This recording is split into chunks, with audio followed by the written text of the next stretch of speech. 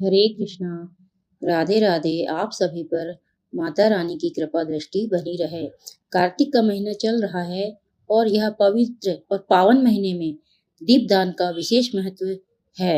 हम आज तुलसी में रोज जल चढ़ाने और तुलसी के पास दीपक जलाने से क्या फल मिलता है उसके बारे में जानकारी लेंगे। एक बार की बात है, देवी सत्यभामा भगवान श्री कृष्ण के पास आती है और उनसे पूछने लगती हैं, हे स्वामी, आप नित्य तुलसी को जल देते हैं और देवी रुक्मणी नित्य तुलसी के पास दीपक जलाती हैं। इसके पीछे क्या रहस्य है? कृपया आप मुझे तुलसी को जल देने और तुलसी के पास दीपक जलाने का महत्व सुनाइए। भगवान श्री कृष्ण कहते हैं, हे देवी सत्यभामा, तुमने अत्यंत महत्वपूर्ण प्रश्न किया है। देवी तुलसी लक्ष्मी का ही अवतार है। देवी तुलसी भगवान विष्णु को अत्यंत प्रिय है, इसलिए यह मुझे भी सबसे अधिक प्रिय है। मासों में कार्तिक और वनस्पतियों में मुझे तुलसी प्रिय है। जो भी मनुष्य तुलसी को जल देता है उस पर मेरी कृपा सदैव बनी रहती है। जो भी मुझे तुलसी पत्र डालकर भोग चढ़ाता है मैं उसे प्रेम से स्वीकार करता हूँ। तुलसी पत्र के बिना मैं किसी भी प्रकार का भोग स्वीकार नहीं करता हूँ। हे देवी, अब मैं तुम्हें तुलसी को जल देने और तुलसी के पास दीपक जलाने का महत्व सुनाता हूँ, इसलिए तुम इस कथा को ध्यान से सुनो। जो भी स्त्री इस कथा को ध्यान से पूरा सुनती हैं वह सदा सुहागन रहती हैं। उसके घर में सुख समृद्धि आती है और दरिद्रता का नाश होता है। देवी सत्यभामा कहती हैं, हे स्वामी, मैं इस कथा को ध्यान से पूरा सुनूंगी। कृपया आप मुझसे वह कथा कहिए। तब भगवान श्री कृष्ण देवी सत्यभामा को वह कथा सुनाते हैं। भगवान श्री कृष्ण कहते हैं, हे देवी, मध्य देश में श्याम शर्मा नाम का एक वैश्य अपनी पत्नी के साथ रहा करता था। वैश्य के पास किसी चीज की कोई कमी नहीं थी। ईश्वर की कृपा से उसके पास सब प्रकार के सुख ऐश्वर्य थे, किंतु उस वैश्य की कोई संतान नहीं थी, जिस कारण से वह सदैव ही दुखी रहा करता था। उसे वैद्य ने संतान प्राप्ति के लिए कई उपाय बताए। उसने दान धर्म किया, अनेक प्रकार के वैद्य भी बुलाए, उनसे नाना प्रकार के उपचार भी किया, किंतु फिर भी उसे कोई संतान नहीं हो रही थी। फिर एक दिन वह वैश्य महामुनि वशिष्ठ जी से मिलने के लिए उनके आश्रम पर जाता है। मुनि वशिष्ठ श्याम शर्मा का स्वागत करते हैं और कुशल मंगल पूछते हैं। तब वह श्याम शर्मा मुनि वशिष्ठ जी से कहता है, हे मुनिवर, मैं अत्यंत दुखी हूँ। मेरी कोई संतान नहीं है और संतान के बिना मेरा उद्धार कैसे होगा? मैंने संतान प्राप्ति के लिए अनेक उपाय भी किया, किंतु मुझे संतान नहीं हो रही है। कृपया आप ही बताइए कि मुझे किस कारण से पुत्र की प्राप्ति नहीं हो रही है। क्या मुझसे जाने अनजाने में कोई पाप हुआ है? तब मुनि वशिष्ठ जी अपनी दिव्य दृष्टि से श्याम शर्मा के पूर्व जन्म के बारे में जान लेते हैं। वशिष्ठ जी कहते हैं, हे वत्स, पिछले जन्म में तुम्हारे द्वारा घोर पाप हो गया था, इस कारण से तुम्हें इस जन्म में संतान सुख प्राप्त नहीं हो रहा है। श्याम शर्मा कहता है, हे मुनिवर, कृपया मुझे बताइए, पिछले जन्म में मुझसे कौन सा पाप हुआ था और उस पाप से मुक्त होने के लिए मुझे कौन सा उपाय करना चाहिए? वशिष्ठ जी कहते हैं, हे वत्स, पिछले जन्म में तुमने जो अपराध किया था उसके विषय में सुनो। पिछले जन्म में तुम एक अहंकारी वैश्य थे। तुम्हारा जन्म धनवान कुटुंब में हुआ था। तुमने पिछले जन्म में एक गाय को अत्यंत दुख दिया था।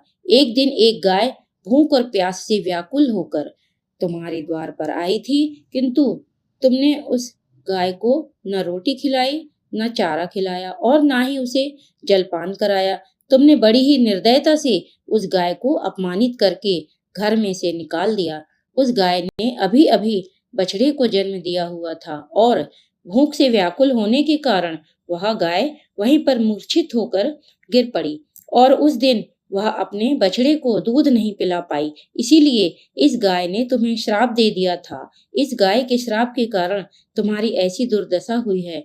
उस गाय के श्राप के कारण तुम्हें इस जन्म में संतान नहीं हो रही है। वशिष्ठ जी की बात सुनकर उसी श्याम शर्मा को बड़ा दुख हुआ और वह स्वयं को कोसते हुए कहने लगा, हाय, यह मैंने क्या किया? एक बेचारी दुखी गौ माता की सेवा नहीं की। मैंने बहुत बड़ा अपराध किया है और उसी का दंड मुझे भोगना पड़ रहा है। श्याम शर्मा वशिष्ठ जी से कहते हैं, हे मुनिवर, मुझे बहुत बड़ा अपराध हुआ है। अब मैं इस पाप का प्रायश्चित कैसे करूं? कृपया आप ही मुझे मार्गदर्शन कीजिए। मैंने जो पाप किया है उससे मुक्ति का कोई तो उपाय अवश्य होगा। मैं अपना सब कुछ देकर उसे पाप का प्रायश्चित करूंगा। कृपया आप ही कोई उपाय बताइए। मुझे संतान प्राप्ति कैसे हो सकती है? क्योंकि शास्त्र कहते हैं पुत्र के बिना मनुष्य का उद्धार नहीं हो सकता। तब मुनि वशिष्ठ कहते हैं, हे वत्स, इस पाप का एक ही उपाय है। तुम पुत्र प्राप्ति के लिए पुत्रेष्ट यज्ञ करो। इसी यज्ञ के फलस्वरूप तुम्हें संतान की प्राप्ति होगी। इस यज्ञ को संपन्न करके तुम ब्राह्मण को भोजन कराओ, वस्त्र और गाय का दान करो, तभी तुम्हें इस पाप से मुक्ति मिलेगी। तब श्याम शर्मा वशिष्ठ जी को धन्यवाद देते हुए कहते हैं, हे मुनिवर, आपका कोटि कोटि धन्यवाद। मैं आपके कहे अनुसार अवश्य ही पुत्रेष्ट यज्ञ करूंगा और ब्राह्मणों को गायों का दान करूंगा।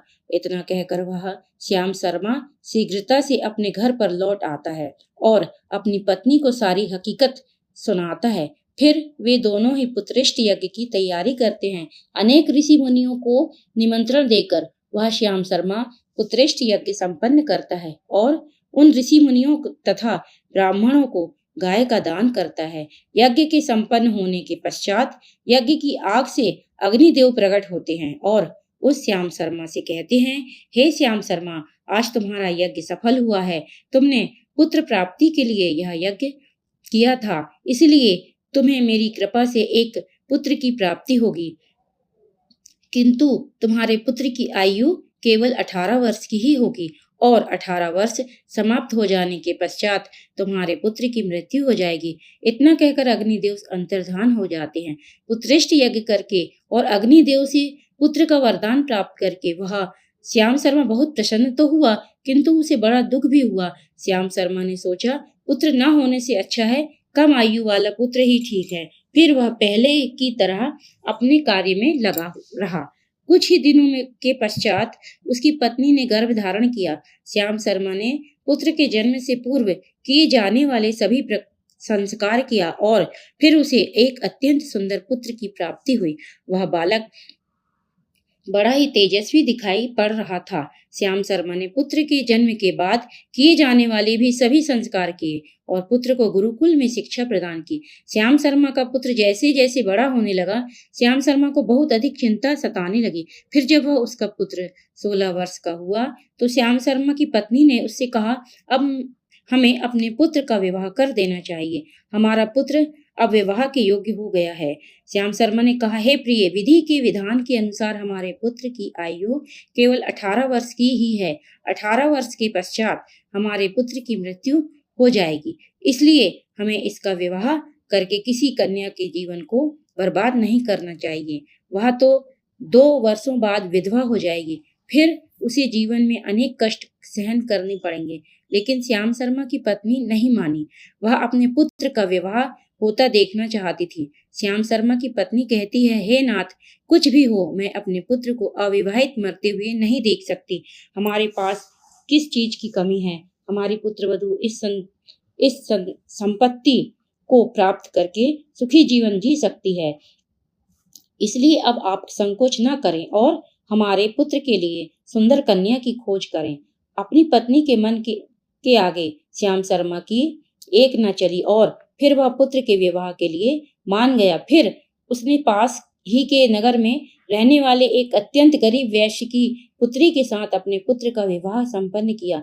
श्याम शर्मा की बहू का नाम सुभद्रा था। वह अत्यंत गुणवान, चरित्रवान और पतिव्रता नारी थी। वह अपने पति की मृत्यु की बात को नहीं जानती थी। सुभद्रा नित्य अपने सास ससुर और अपने पति की सेवा करने लगी। वह सभी के साथ बड़े प्रेम से रहती और कभी किसी की आज्ञा का उल्लंघन नहीं करती थी। उसने अपनी पत्नी मधुर वाणी और कार्य कुशलता से सभी के मन को जीत लिया। इस प्रकार से 2 साल बीत गए और फिर वह समय निकट आ गया जब श्याम शर्मा के पुत्र की मृत्यु होने वाली थी। श्याम शर्मा को बड़ा भय लगने लगा। फिर एक दिन उसने अपनी बहू को बुलाया और उसे क्षमा मांगते हुए कहने लगा, हे बहू, तुम मुझे क्षमा कर देना, मैंने तुम्हारे साथ बड़ा अन्याय किया है। सुभद्रा ने कहा, हे ससुर जी, आप ऐसा क्यों कह रहे हैं? आप मुझसे क्षमा मांग रहे हैं। मैं आपसे छोटी हूँ आपकी पुत्री के समान